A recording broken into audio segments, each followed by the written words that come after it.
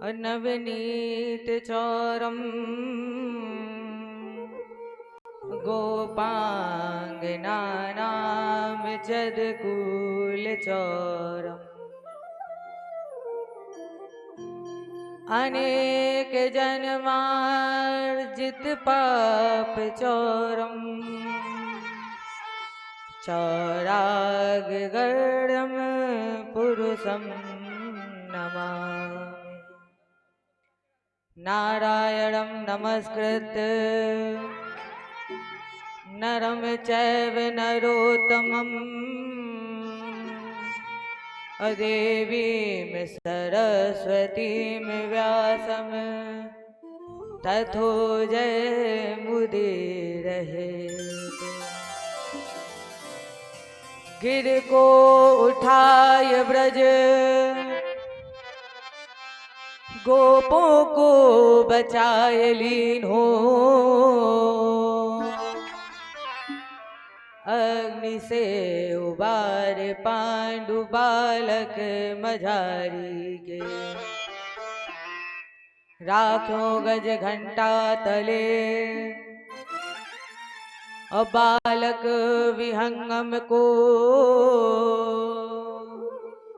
राख्यो व्रत नेम धर्म पांडव किनारी को। गज की अरज सुन ग्राह से छुड़ायो शीघ्र, और भारत में राख्यो प्रण भीष्म ब्रह्मचारी को।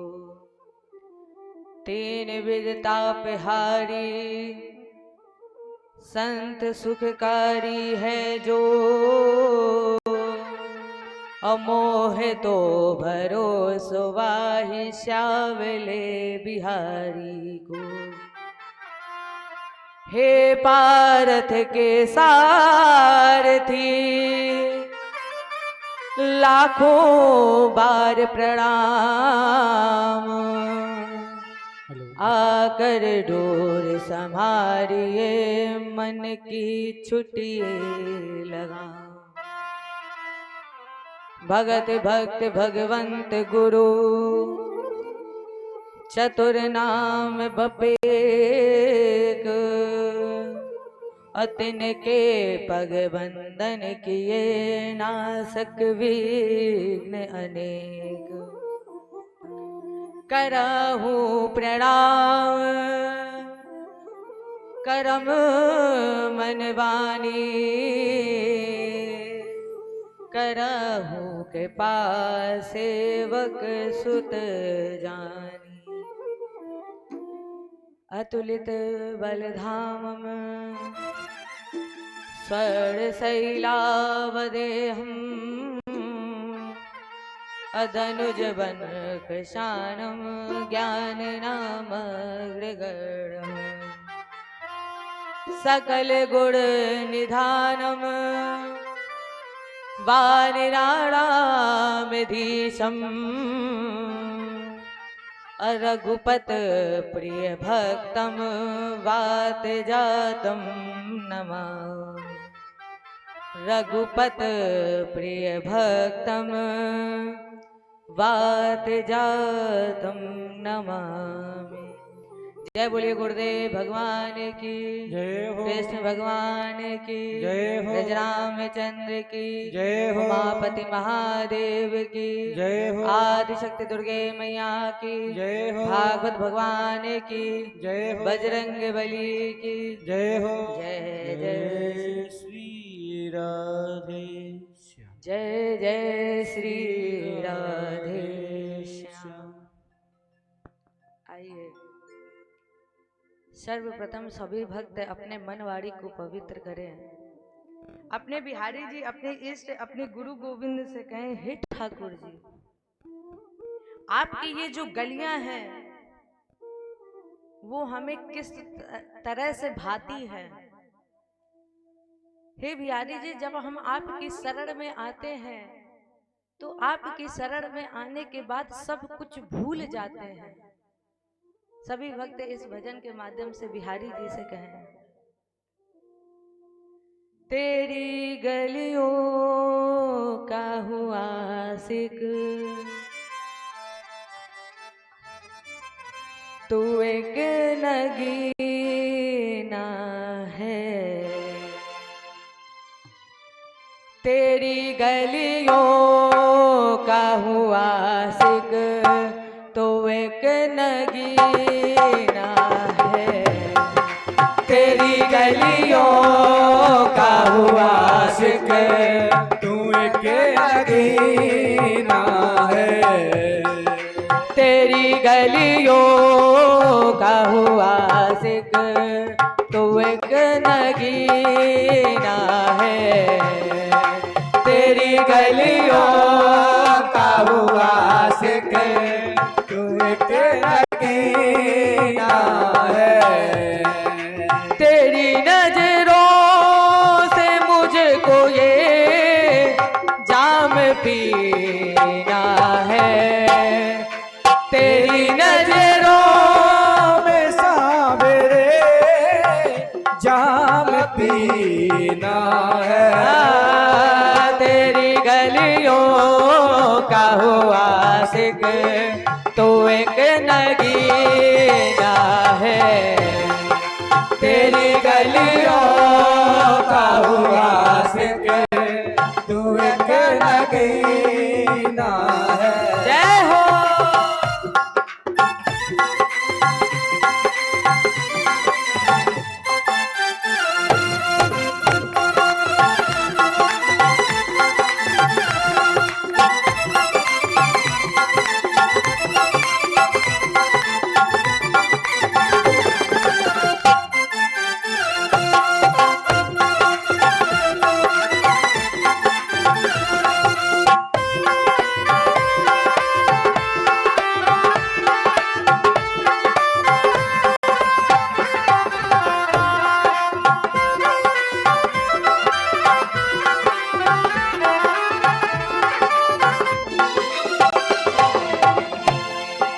मेरे हमदम मेरे साथी, मेरे साथी हमदम। मेरे हमदम मेरे साथी, मेरे साथी हमदम। तेरी खुशी मेरी खुशी, तेरा गम मेरा गम। तेरी खुशी मेरी खुशी, तेरा गम मेरा गम। तू लहू है तू जान है, तू ही पसीना है। तू लहू है तू जान है, तू ही पसीना है। तेरी गलियों का हुआ आशिक, तू एक नगीना है। तेरी गलियों का हुआ आशिक, तू एक नगीना है। जय हो।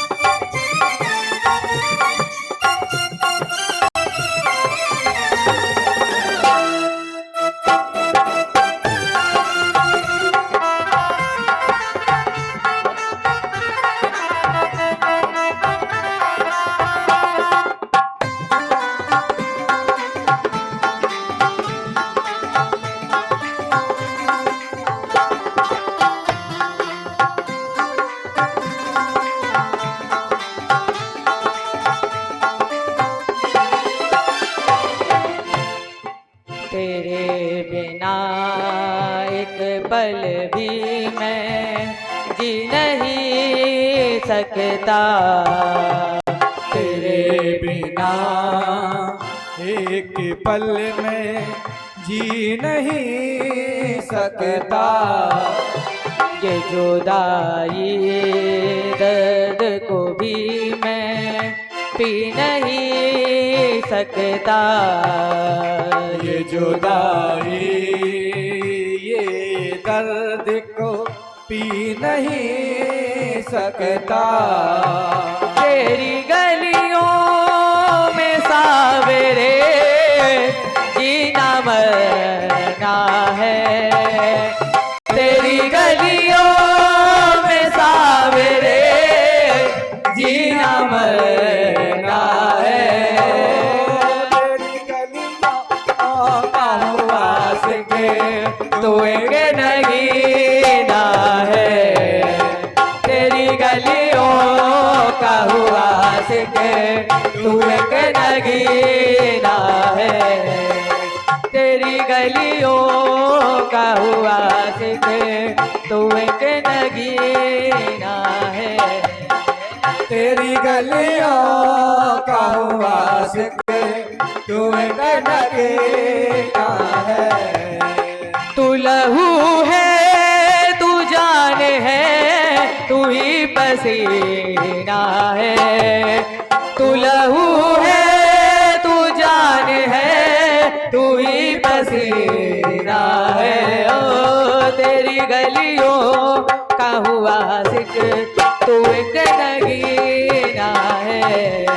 तेरी गलियों का हुआ सिके तू एक नगीना है।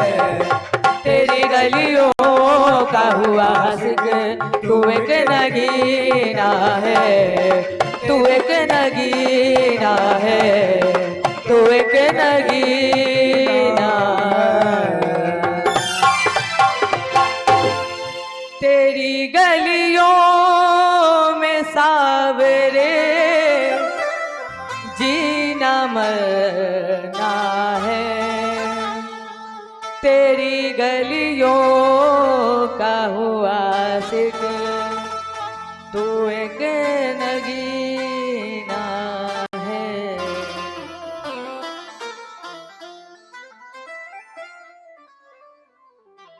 भागवत जी की कथा सुनो, क्योंकि इसे हर कोई नहीं सुन पाता है।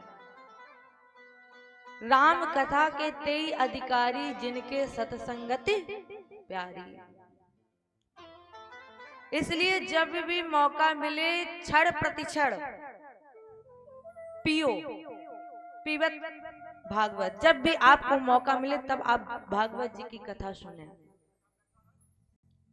शौनक जी ने कहा महाराज जी आपने बहुत सुंदर चर्चा की है, जो चर्चा कल आपको बताई गई। यानी वेद विधान श्रेष्ठो भगवान वादनायण अन्य चामुनिया सूत परावर विदो विदु। लेकिन महाराज जी हमारी स्थिति विषम हो गई है। क्या हुआ महाराज जी? मेरी स्थिति ऐसी हो गई है जैसे जेठ का थका हुआ व्यक्ति, आपने उसे जल तो दिया वो भी आधा ग्लास, उसका मन नहीं भरा।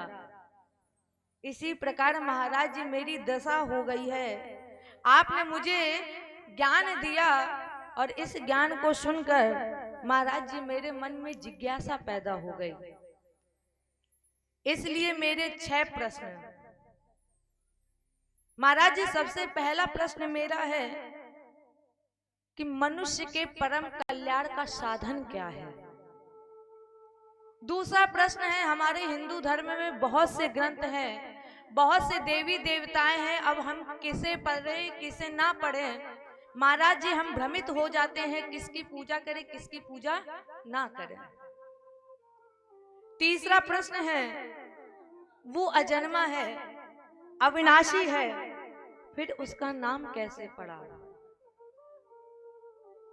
वो पैदा कैसे हुआ। चौथा प्रश्न है महाराज जी, अगर वो धराधाम पर आए हैं तो कितने स्वरूपों में आए, और जब वो अनाम है तो फिर उसके नाम कैसे पड़े।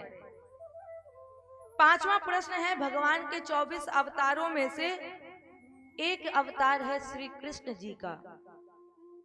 तो महाराज जी हम जानना चाहते हैं, देव क्या वसुदेवस्य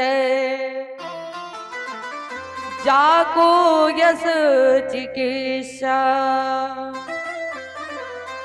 वसुदेवे भगवत भक्ति। वसुदेव और देवकी की भक्ति से भगवान वासुदेव जी आए तो इनके जन्मोत्सव का सुंदर वृत्तांत। मेरा छठा प्रश्न है महाराज जी, जब भगवान इस धराधाम को छोड़कर गए तो इस धराधाम पर कलयुग आ गया, तो फिर कलयुग की रक्षा किसने की, कैसे हुई? क्योंकि कलयुग में ना तो ज्ञान है ना वैराग्य है, फिर धर्म की गति कैसे हुई, धर्म की रक्षा किसने की? महाराज जी मेरे ये 6 प्रश्न हैं। उसमें से पहले प्रश्न का उत्तर दिया महाराज जी ने कि मनुष्य के परम कल्याण का साधन क्या है। सूत जी ने कहा मनुष्य के परम कल्याण का साधन है केवल और केवल निर्विवाद भक्ति, निश्चल भक्ति, निष्कपट भक्ति। भक्ति तो हो लेकिन जिसमें कोई मांगने की कामना ना हो, वो भक्ति हो। दूसरा प्रश्न, महाराज जी हमारे हिंदू धर्म में बहुत से ग्रंथ हैं, किसे पढ़े किसे ना पढ़े, किसकी पूजा करें किसकी ना करें। आप सब कुछ पढ़ें। अगर आपको रामचरितमानस अच्छी लगती, आप रामचरितमानस भी पढ़ें, भागवत जी भी पढ़े, शिव पुराण भी पढ़े, सब पढ़े, लेकिन इन सब में से जो आपको सबसे प्रिय, आप उसे अपना इष्ट मान लें। अब कुछ लोग ये कहते हैं महाराज जी ये बताइए, अगर हम जा रहे हो राम जी के मंदिर और शंकर जी का मंदिर आ गया हो, राम जी के मंदिर ना जा पाए, तो फिर क्या शंकर जी की पूजा ना करें? आप करें, लेकिन आप जब शंकर जी के सामने हाथ जोड़े तो मन ही मन में अपने इष्ट को भी प्रणाम करें। और सबसे बड़ी बात यह है कि कभी भी मंदिर घर के पास नहीं होना चाहिए, क्योंकि जितने मंदिर घर के पास होगा लोगों की श्रद्धा उतनी ही कम होगी, उतनी ही श्रद्धा कम होगी। अच्छा आप बताइए, भोले बाबा यहाँ पर हैं और जो रामेश्वरम में भगवान है, क्या इन सब में अंतर है तो सब एक ही। जब तक आप घर के भगवान को नहीं प्रसन्न करेंगे, फिर आप चाहे जितने मंदिर भटक लें, भगवान प्रसन्न होने वाले नहीं है। हमारे लिए सबसे बड़ा तीर्थ, सबसे बड़ा कोई अगर भगवान है तो सबसे पहले माता पिता है। आप अपने माता पिता को प्रसन्न करिए। जब आप अपने माता पिता को प्रसन्न कर लेंगे, फिर आपको मंदिर में जाने की जरूरत ही नहीं पड़ेगी, भगवान स्वयं आपके पास आएंगे। और माता पिता का भरी समाज में अपमान कर रहे हो और जा रहे हो वृंदावन में बिहारी जी के दर्शन करने, तो जब तक माता पिता ही नहीं प्रसन्न होंगे, फिर भगवान क्या प्रसन्न होंगे? तो सबसे बड़ा कोई तीर्थ, सबसे बड़ा कोई भगवान है तो वो हमारे माता पिता हैं। आप सबकी पूजा करिए, सबको मानिए, लेकिन जो सबको सबसे ज्यादा प्रिय आपको लगे, आप अपना उसे इष्ट मानिए। तीसरा प्रश्न है, वो अजन्मा है तो फिर जन्मा कैसे? सबसे पहले तो बाबा गोस्वामी जी ने इस प्रश्न का उत्तर दिया और उन्होंने लिखा है, परम स्वतंत्र ना सिर पर कोई, परम स्वतंत्र ना सिर पर कोई, परम स्वतंत्र ना सिर पर कोई, परम स्वतंत्र ना सिर पर कोई, परम स्वतंत्र ना सिर पर कोई, परम स्वतंत्र ना सिर पर कोई, भावे मन करो तुम सोई,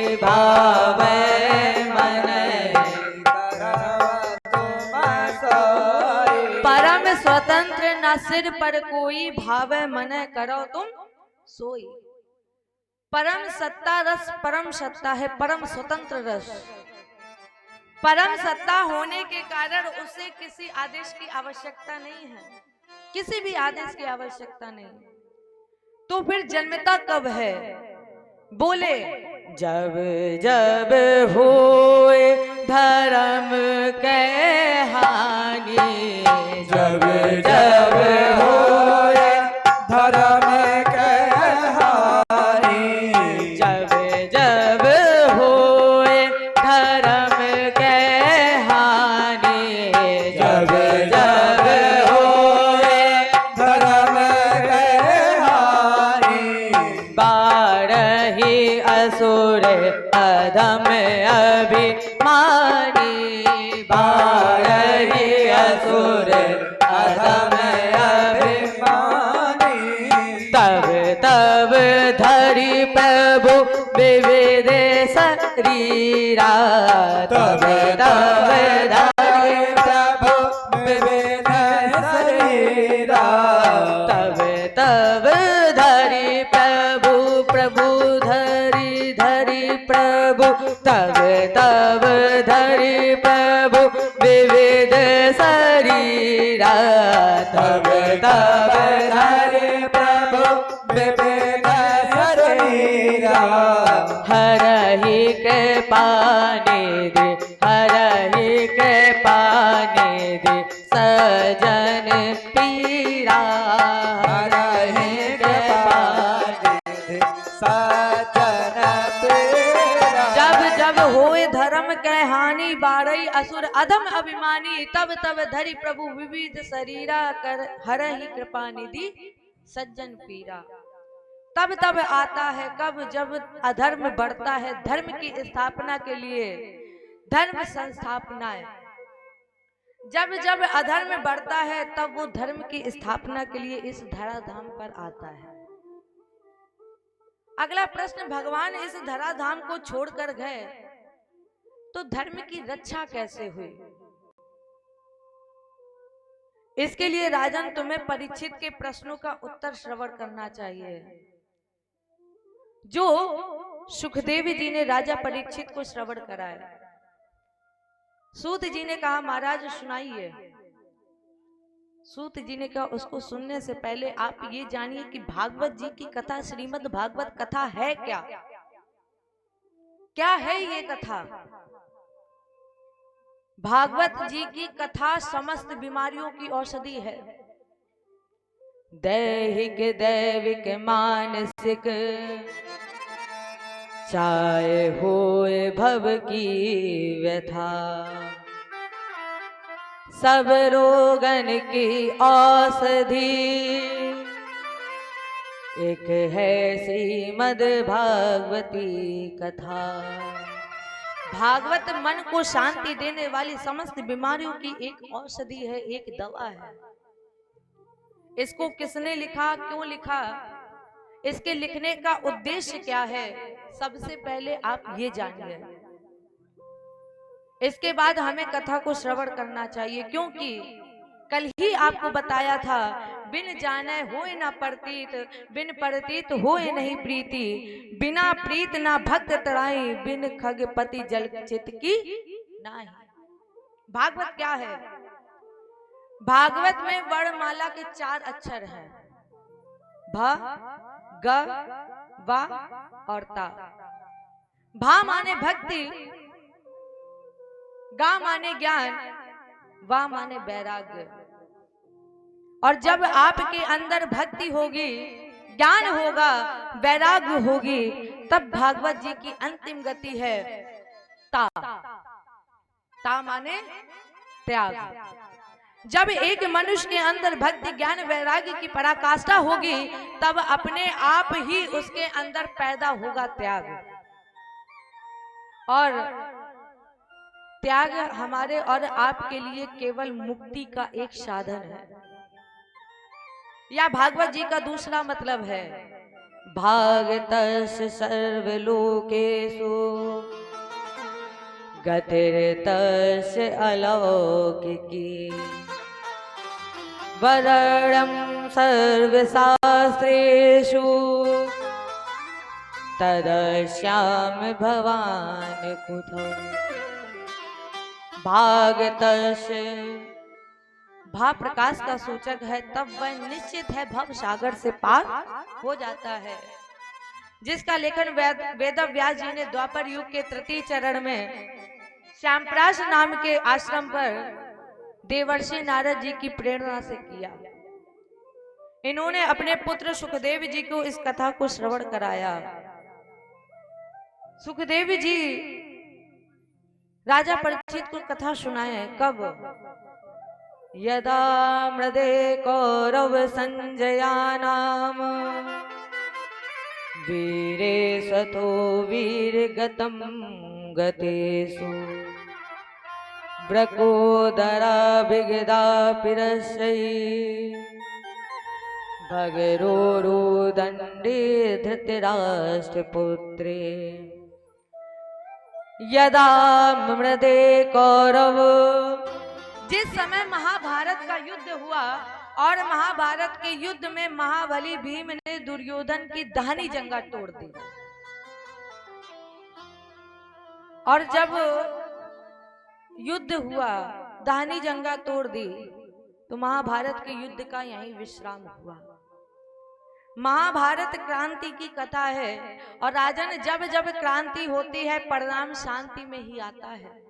जब जब क्रांति हुई शांति में ही परिणाम।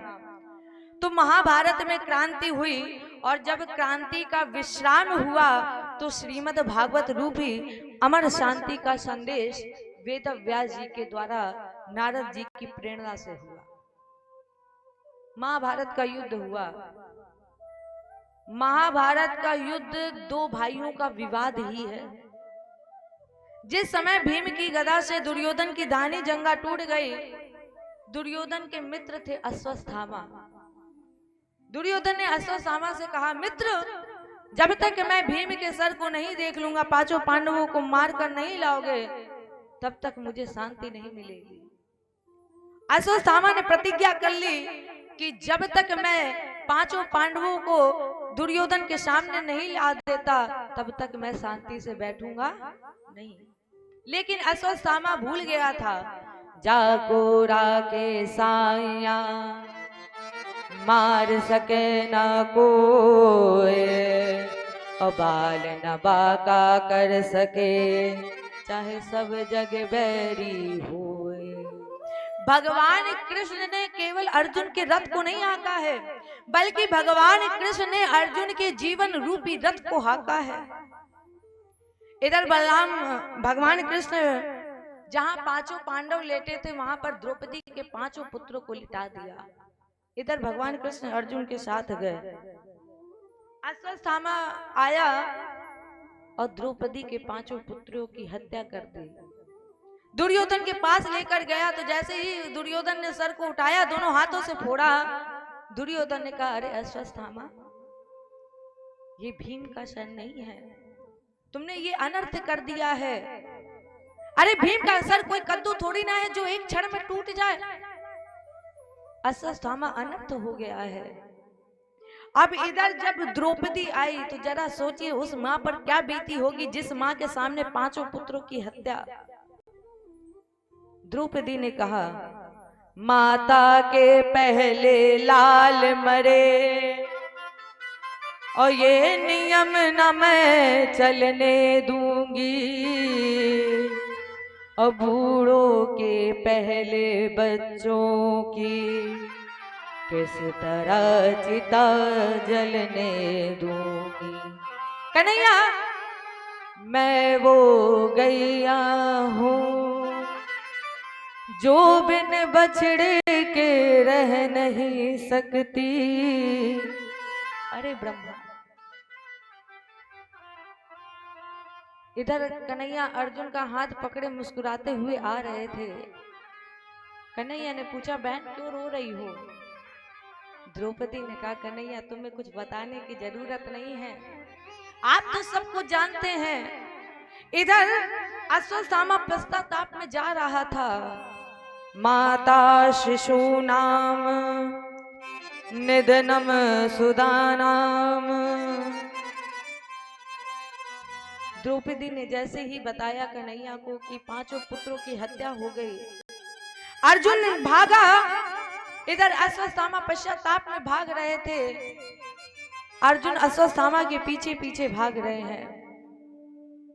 अश्वत्थामा अपने आप को बचाने के लिए ब्रह्मास्त्र का प्रयोग किए। अर्जुन ने अश्वत्थामा को पकड़ा।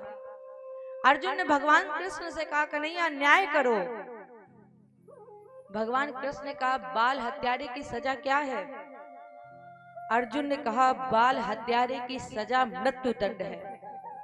भगवान बोले अगर मृत्यु दंड है तो फिर अर्जुन मार दो इसे, लेकिन ये ब्राह्मण है। भगवान कह रहे हैं अर्जुन मार दो, लेकिन ये ब्राह्मण है। ब्रह्म बंधुन हंतव्य आता ताही बदाहड़ा। आता ताई का वध कर देना चाहिए, लेकिन ब्राह्मण अवध है, इसे पूजिए। मानस में भी प्रमाण है कि अगर ब्राह्मण का अनहित कर दिया जाए तो फिर उसका वंश नहीं चलता है। विप्र वंश की अश प्रभुताई अभय होय जो इन्हें ही दिवाई। तो अब अर्जुन ने भरी समाज में अश्वत्थामा का सामाजिक बहिष्कार कर दिया। इधर कृष्ण द्वारका जाने की तैयारी कर रहे थे। भगवान की विदाई में सभी लोग आए। सबसे अंत में बुआ कुंती आई। बुआ कुंती ने प्रणाम किया। कृष्णाय वासुदेवाय। कुंती ने भगवान को प्रणाम किया और प्रणाम करके स्तुति की। देवकी नंदनाय चा अनंद गोप कुमाराय गोविंदाय नमो नमः। नमः पंकज नाभाय। कृष्णाय वासुदेवाय देवकी नंदनाय चा नंद गोप कुमाराय गोविंदाय नमो नमः। राजन इस श्लोक में 32 अक्षर है और संत लोग ये कहते हैं कि इस श्लोक को 24 घंटे में एक बार, कम से कम एक बार जरूर इस मंत्र का जाप करना चाहिए, इस श्लोक को गाना चाहिए। और अगर आपको 32 अक्षर ना याद हो तो आप 16 अक्षर, और अगर 16 भी ना याद हो तो 8 अक्षर तो लगभग सबको ही याद होंगे। कौन से? गोविंदाय नमो नमः। कम से कम एक बार जरूर इस श्लोक को गाएं। बुआ कुंती ने स्तुति की। नमः पंकज नाभाय नमः पंकज मालिने नमः पंकज नेत्राय नमस्ते पंकजाग्रहे। जैसे ही बुआ कुंती ने स्तुति की, भगवान ने कहा बुआ मैं बहुत प्रसन्न हूँ, आप वर मांगिए। बुआ ने कहा कन्हैया अगर आप मुझे कुछ देना चाहते हैं तो आप मुझे दीजिए दुख।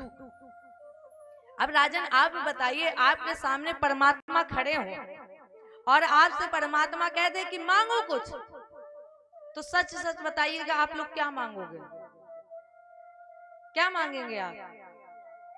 क्या आप ये कहेंगे कि हमको दुख दे दो? ये तो कहेंगे नहीं। लेकिन बुआ कुंती ने कहा कन्हैया अगर आप हमको कुछ देना चाहते हैं दुख दीजिए। कन्हैया ने कहा बुआ एक बात बताइए, क्या अभी तक आपका मन दुखों से भरा नहीं है? अभी तक आपको जीवन में इतने दुख मिले हैं, आपका मन दुखों से भरा नहीं? कुंती ने कहा कन्हैया हमने सुना है लोग ये कहते हैं कि दुख में आपको सुख में आपको भूल जाते हैं। और कन्हैया अगर मेरे पास दुख रहेंगे तो दुख में कम से कम हमें आपकी याद तो सताती रहेगी, आपकी याद तो आती रहेगी। ठाकुर जी चाहे आप सुख दे या दुख दे, हैं तो दोनों आप ही के।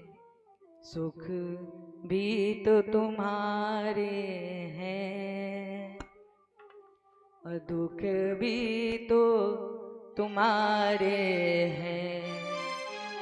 छोड़ू मैं किसे भगवन, दोनों तो तुम्हारे हैं। कन्हैया दुख भी तुम्हारे हैं और सुख भी तुम्हारे हैं, इसलिए दुख भी मुझे प्यारे हैं, सुख भी मुझे प्यारे हैं। छोड़ू मैं किसे भगवन, दोनों मुझे प्यारे हैं। कन्हैया अगर देना चाहते हैं तो मुझे केवल और केवल दुख दीजिए, क्योंकि दुख में हमें आपकी याद आएगी, और अगर आपने मुझे सुख दे दिया तो मैं सुख में ऐसा भ्रमित हो जाऊंगी कि मैं आपको ही भूल जाऊंगी। संसार है एक नदिया, सुख दुख दो किनारे हैं, और ना जाने कहाँ जाए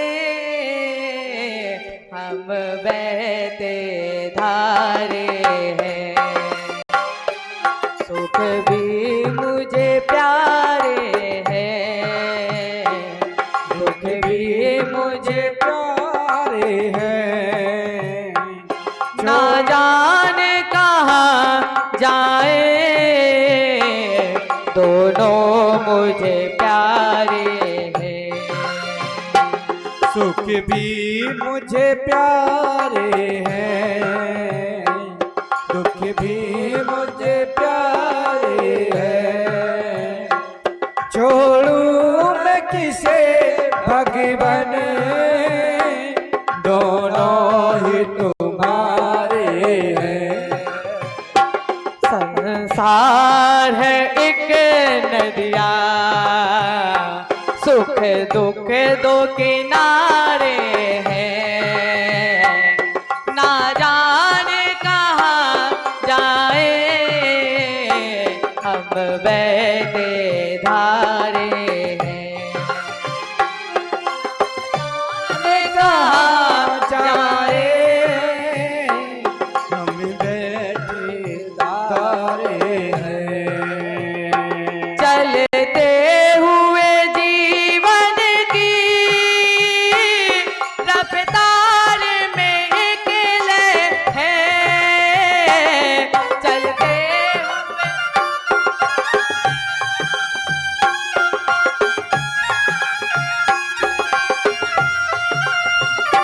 चलते हुए जीवन की रफ्तार में एक लय है, एक राग में एक सुर में संसार भी हर से है। एक राग में एक सुर में संसार तो हर से है।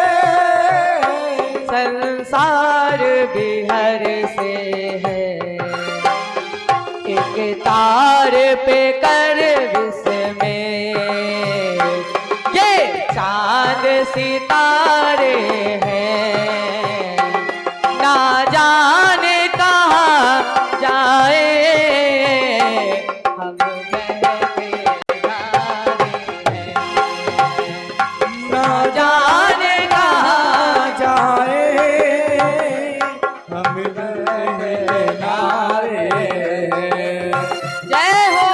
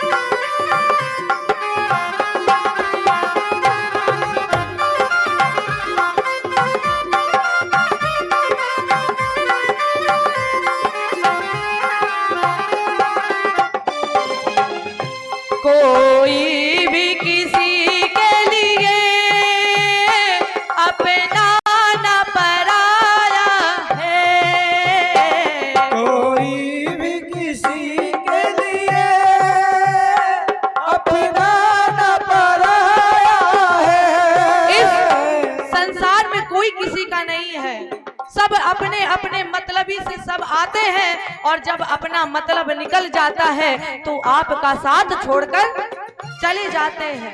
इस संसार में कोई किसी का नहीं है, अगर कोई है तो हमारे परमात्मा है, इसके अलावा और कोई भी किसी का साथ नहीं है। कोई भी किसी के लिए अपना न पराया है, हर दिन के उजाले में हर आदमी साया है।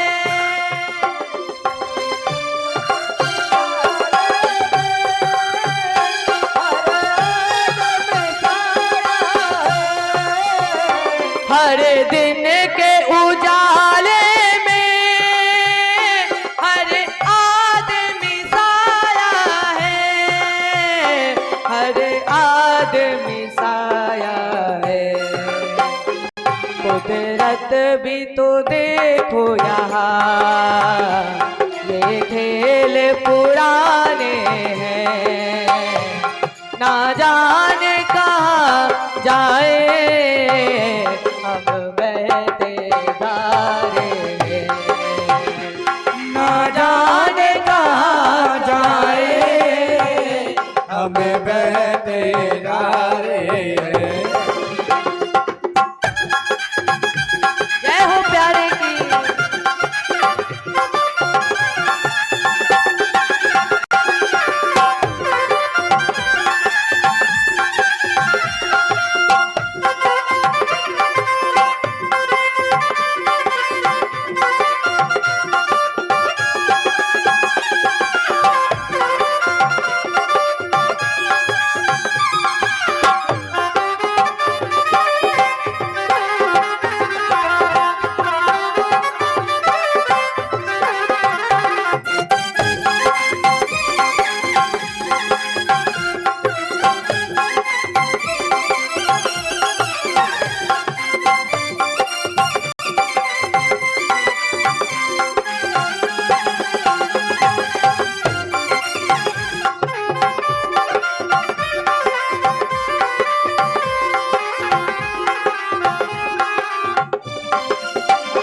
धरती से अंबर की आंखों से बरसती है, धरती से अंबर की आंखों से बरसती है, धरती से अंबर की आंखों से बरसती है।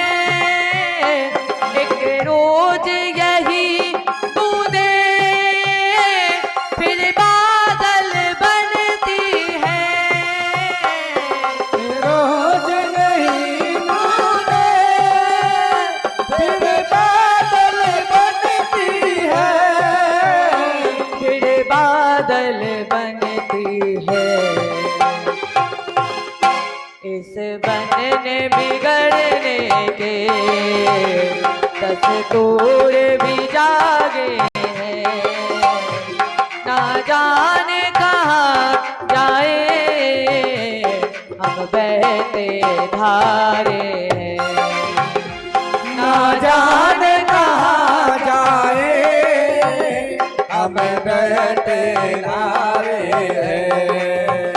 संसार है एक नदिया, सुख दुख दो किनारे हैं, ना जाने कहाँ जाए हम बहते धारे हैं, ना जाने कहाँ जाए हम बहते धारे हैं, हम बहते धारे हैं, हम बहते धारे हैं, हम बहते धारे हैं, हम बहते धारे हैं। है कौन वो दुनिया में ना पाप किया जिसने, इस संसार में ऐसा कोई नहीं है जिसने पाप ना किया हो। सबने किया है, लेकिन हम क्या करते हैं, अपने पापों को छुपाते हैं और जितना अच्छा करते हैं उतना सबको बताते हैं। है कौन वो दुनिया में ना पाप किया जिसने बिन उलझे कांटों से है फूल चुने जिसने, है फूल चुने जिसने बेदाग नहीं कोई, यहाँ पापी सारे हैं और ना जाने कहाँ जाए हम बहते धारे। राजन, रामायण पढ़ते पढ़ते जब आपके नेत्रों से अश्रु बहने लगे, भागवत सुनते सुनते जब नेत्रों से अश्रु बहने लगे, तब प्यारे समझ लेना कि परमात्मा आपको मिल गया है। क्योंकि छल छोड़ के जो भजता छलिया, छलिया भी उसे ही भजा करता है। वो उन नैनों में रहा करता जिन नैनों से नीर बहा करता है। राजन, जिस दिन आपकी कथा सुनते सुनते नेत्रों से अश्रु बह जाए, प्यारे समझ लेना भगवान हमारे नेत्रों में विराजमान हो गई है। कुंती ने कहा, कन्हैया मुझे केवल दुख दीजिए। इधर भगवान को कोई जाने नहीं देना चाहता था। कभी बुआ कुंती रोकती, कभी बहन द्रौपदी, कभी सुभद्रा बहन रोकती है। तो भगवान बोले कि ठीक है बुआ, आज हम रुक जाते हैं, कल चले जाएंगे। रात्रि में भगवान विश्राम कर रहे थे। अचानक भगवान की दृष्टि खुल गई, शिविर के बाहर आए। शिविर के बाहर आकर भगवान ने देखा कि सभी शिविर के दीपक बंद थे, लेकिन युधिष्ठिर के शिविर में दीपक जल रहा था। जिज्ञासावश भगवान गए दबे पांव। जब युधिष्ठिर के शिविर में प्रवेश हुए, भगवान के आश्चर्य का ठिकाना ही नहीं रहा। क्यों? क्योंकि युधिष्ठिर उस दीपक के सामने रो रहे थे। भगवान गए, युधिष्ठिर से पूछा, क्यों रो रहे हो, क्या रोने का कारण है? युधिष्ठिर ने कहा, कन्हैया मुझे वो राजपद नहीं चाहिए जिस राजपद की वजह से भीष्म पितामह आज इस अवस्था में पहुंच गए। मुझे नहीं बनना राजा। तब आज भगवान ने युधिष्ठिर को गीता का ज्ञान दिया। देखो, भगवान ने दो जगह गीता का ज्ञान दिया है। एक बार भगवान कृष्ण ने गीता का ज्ञान दिया अर्जुन को, और अब गीता का ज्ञान दिया है युधिष्ठिर को। लेकिन अंतर क्या है दोनों में? जब भगवान कृष्ण ने अर्जुन को गीता का ज्ञान दिया तो अर्जुन को गीता का ज्ञान हो गया, लेकिन जब भगवान कृष्ण युधिष्ठिर को गीता का ज्ञान दे रहे थे तो युधिष्ठिर को कुछ समझ में नहीं आ रहा था। क्यों? क्योंकि युधिष्ठिर भगवान कृष्ण को अपने से छोटा मानते हैं, और बड़ा कोई छोटे की बात सुन ले ये तो हो ही नहीं सकता है। कभी बड़ा छोटे की बात नहीं सुनता। भले बड़ा गलत हो, छोटा अगर सही बताएगा तो बड़ा एकदम से डांट के बोलेगा, ए तुम बैठो, तुम छोटे हो, तुम क्या जानो। युधिष्ठिर अपने से छोटा मानते थे। अब भगवान कृष्ण पांचों पांडवों और द्रौपदी को लेकर भीष्म पितामह के पास ले गए। भीष्म पितामह बाड़ों की सेज पर लेटे हुए थे। भगवान ने पांचों पांडवों को आगे कर दिया और भगवान कृष्ण पीछे चले गए। अर्जुन ने प्रणाम किया, बाबा मैं आपको प्रणाम करता हूं। भीष्म पितामह ने आंखें खोल करके आशीर्वाद दिया और इधर उधर देखने लगे। अर्जुन ने पूछा, बाबा किसे ढूंढ रहे हो? भीष्म पितामह ने कहा, वो नहीं आया। अर्जुन ने कहा, बाबा कौन नहीं आया, किसे पूछ रहे हैं आप? भीष्म पितामह ने कहा, अरे वही जिसने मेरी प्रतिज्ञा के लिए अपनी प्रतिज्ञा तोड़ दी। अर्जुन वो नहीं आया जिसने गोकुल में घर घर में माखन चुराया है। तुरंत भगवान कृष्ण ने अर्जुन को पीछे किया और आगे खड़े हुए प्रणाम किया। भीष्म पितामह ने कहा, वाह रे, यहाँ भी तू अपनी कला से बाज नहीं आया, यहाँ भी तूने अपनी कला दिखा दी। गर्ग संहिता में गर्गाचार्य जी ने बहुत अच्छा श्लोक लिखा है। भीष्म पितामह जी ने स्तुति की और कहा, महाराज जी, व्रजे वसंतम नवनीत चौरम, अरे चितचोर, अरे चोरों के सरदार, और गोपांगना नाम चदकूल चौरम। फिर भी तसल्ली नहीं हुई तो अनेक जन्मार्जित पाप चौरम, चौरागरम पुरुषम नमा। गोकुल वृंदावन में माखन चुराने वाले तसल्ली नहीं हुई तो यमुना पुल पर गोपियों के चीर चुराने वाले फिर भी तसल्ली नहीं हुई तो भक्तों के संगीत पापों को चुराने वाले, अरे चितचोर, अरे चोरों के सरदार, ये भीष्म आपको प्रणाम करता है।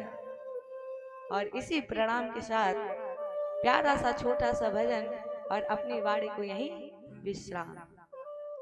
राधे राधे राधे गोविंद राधे, राधे राधे राधे गोविंद राधे, राधे राधे राधे गोविंद राधे, राधे राधे राधे गोविंद राधे, गोविंद राधे गोपाल राधे, गोविंद राधे गोपाल राधे, गोविंद राधे गोपाल राधे, गोविंद राधे गोपाल राधे, राधे राधे राधे गोविंद राधे, राधे राधे राधे गोविंद राधे, राधे राधे राधे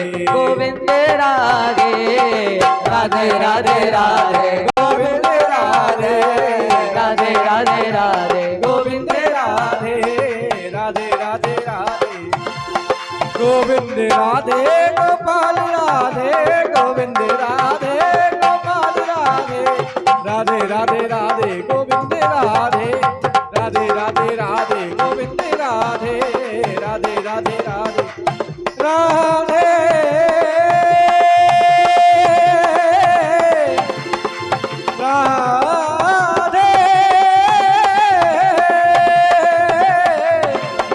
राधे